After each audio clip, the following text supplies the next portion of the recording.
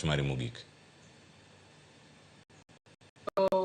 Bende adwa chwalo wachako gimoro miluongo ni 16 days of gender activism machako November 20. So wadwa wacho bende kanyo ni Akwede mar harassment mantiere kaontis bende nyaka rum, nikech magi koko rumo to bomiyo rawera gi jok mong'ol gi jok mopogore opogore ok nyal yudo gimoro, nikech nyaki ok en mana pesa sani. Iwacho ni jok moko wacho ni nyaka orengo nyaka lwar korka gik moko nyaka iyud. Koro mago bende wawacho ni mago bende wabochwalo e messages ma wadhi keto e 16 days of gender activism.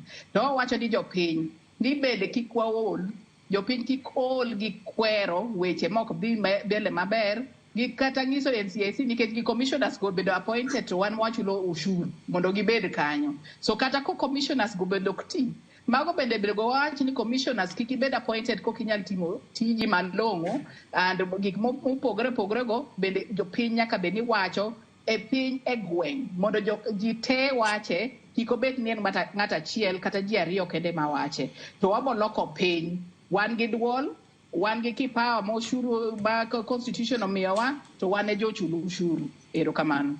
Aye. Erokamano ahinya, mano Easter. Okech, erokamano kuom thuolo ma bende ikawo mar bedo kod okinyi ma kawuono.